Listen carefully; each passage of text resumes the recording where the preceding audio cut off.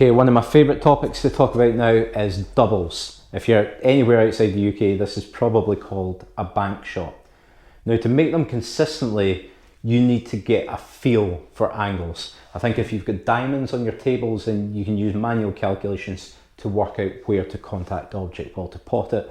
But on these tables, there's no diamonds, so you need to get a feel for the shot. And there's a few things that you need to understand. So first of all, probably all understand this, that the angle that you put the object ball onto the cushion at is the angle that it will bounce off at. To a certain extent, there's a few ways that you can manipulate that, which I'm going to show just now. So I've set up a couple of chalks just so I'm playing a consistent shot. Now I'm going to try and double this ball in here. I'm going to hit it full in the face and see what happens. You can see I've missed that. So if I wanted to try and make that double, it means that I need to hit the object ball a little bit on the right hand side to get it in there. But if I do that, I get a double kiss.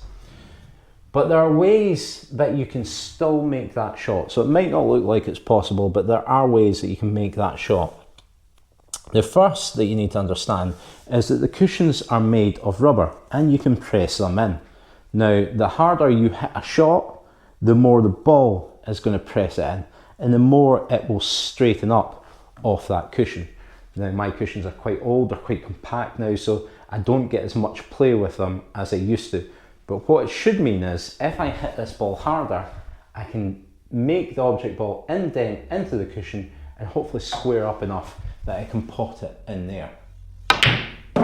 Just like that.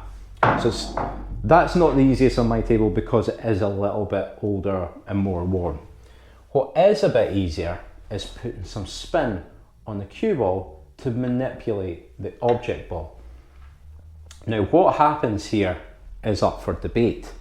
Some will suggest that you can put spin on the cue ball and it will transfer the opposite spin onto the object ball. So if I was playing that straight on, then my object ball is hitting there. We know if I hit it there, then I'm going to miss on the right hand side of the pocket. So I would want to put left hand spin on the object ball to try and check it off the cushion and into there.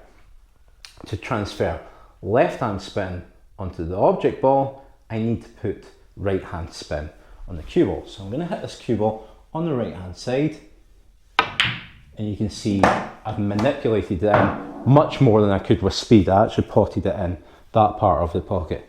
Now, just to demonstrate that I can manipulate it both ways, what I'm going to do this time is I'm going to put left hand spin on the cue ball and it will transfer, if you believe that, right hand spin onto the object ball, and I should miss it on the right hand side. So you can see I manipulated it quite far there.